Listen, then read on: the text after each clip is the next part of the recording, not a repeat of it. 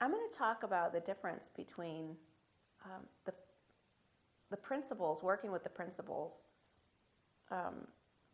and using a cognitive approach, because the principles are often they look to people like a cognitive approach, and once people learn about the principles, and I'll speak from my own experience, it can turn into a cognitive approach really fast without you having any idea that you've switched approaches. I'm just seeing a lot about that lately myself, so I'm just going to talk about the little I've seen, but actually the way that I saw it was in my parenting. There was I have a 10-year-old, and he was having trouble with some of his friends, and I found myself trying to think my way through his problems. I found myself trying to find a way to help him through explaining and connecting the dots for him. And it when he was younger, things like that would work. He would take my lead on things, and he would defer. And then he has a mind of his own, as he should, and he really wasn't, he kind of humor me and listen to me, but then he'd just do his own thing, and so what happened is I just felt more and more tension and pressure to explain better and to connect the dots better and more emphatically, and I found myself, the less he got influenced by me, I had the temptation to get more intense, and was essentially trying to change his thinking and explaining why he had to think differently than he thought. And then for whatever reason, one day I realized I can't think my way out of his problems. I can't figure out his problems and then lay them out to him and then have him be different, because we're two separate people. And not only can't I do that, but, well, first of all, I didn't want to do that, because it was a lot of pressure for me, and it was putting strain on our relationship, and I was feeling the heat from his problems. So not only didn't I want to, but I realized that I couldn't. And it was kind of the first time I realized that, we're two separate people, and he has his own free will, and he's going to see life the way he sees it, and he's going to do things as he sees fit. But what happened for me is that instead of frightening me and worrying that he wasn't going to land on his feet about it, I realized that he does land on his feet. I've landed on my feet about whatever things my parents tried to change in me and couldn't, and I landed on my feet about them, and all of a sudden I realized that I had been trying to go about my parenting through a cognitive process of getting into the content of what he thinks and trying to rearrange it and trying to instruct him and manage him and change him and influence the way that he thinks, and which is impossible to do as a parent in certain areas. Some areas you can pull it off, but what I realized is that as soon as I saw that about parenting, I realized that in my work with people, my work with my clients, I was trying to affect them and change them in their thinking. I was trying to help them with their thinking and getting into the content of it, and connect the dots for them about how their thinking works in a way that was helpful. And it was really helpful. It really helped them.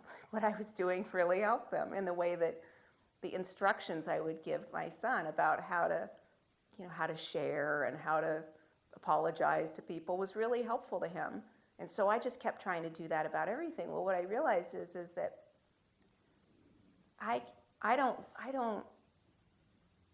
that's not going to work ultimately as a plan. And what I saw is that what we're trying to do with the principles is something bigger than that and something deeper than that, and we're pointing to something that is before the content or before the problems that they're having.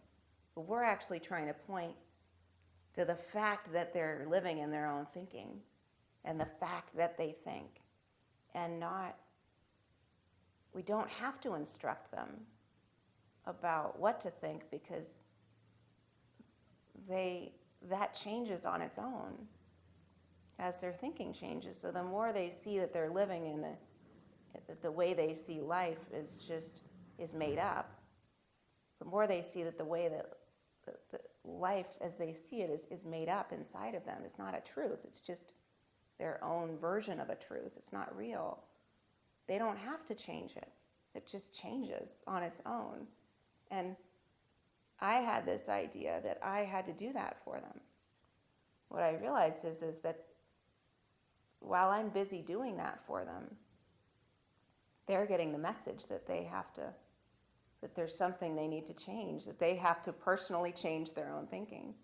And as soon as I realized, I don't have to do that for them, I don't have to do anything with their thinking, such as it is, my agenda I stopped having an agenda that was about changing them and instructing them and helping them manage and helping them reframe the way they saw things. And what happened is I started seeing that the point I was making was just that they're living in a world of thinking, and it changes.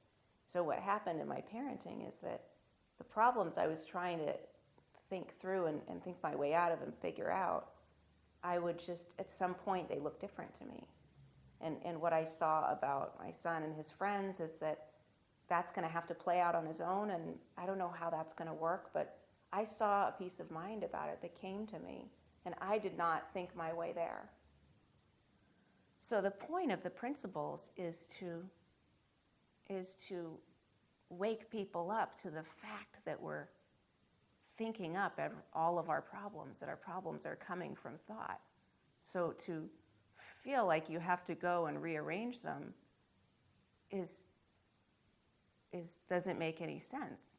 So to the degree that was making sense to me, I didn't really see in those moments, I wasn't really looking at the principles. I thought I was.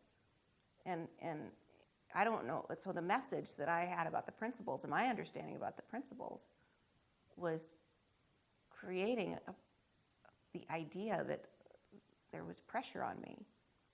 And the pressure I felt, this is how I know when I fall into that trap, because I fall into that trap without realizing now. What it feels like is there's a pressure on me to create an airtight logic that shows them what to do with their thinking. And sometimes it's the logic is about showing them that they can have faith in life, or the logic is about that you can let go of thought. Whatever the logic is, it's a cognitive logic. It's me trying to install a different kind of thinking in them. And that's what I was trying to do with my son. And I was living under the impression that had to happen. And that's a trap people fall into. I fall into it too. I don't know anybody who teaches the principles that doesn't fall into that. And it's something, there's a way in which that's just my own misunderstanding of the principles. It's not the point, but it's a way in which I can get lost. And people can get lost into thinking that that's what we're out there trying to do. That's our mission. And to realize that we don't have to do that just takes a huge amount off of my mind. So I know that if there's a lot on my mind when I'm working with someone, that I'm not really understanding what I'm trying to do. I've fallen into a cognitive process. And as soon as I snap out of that, there's a feeling of freedom and a feeling of my confidence in the person comes back, and it looks to me like we're both looking at something that doesn't require a lot of work.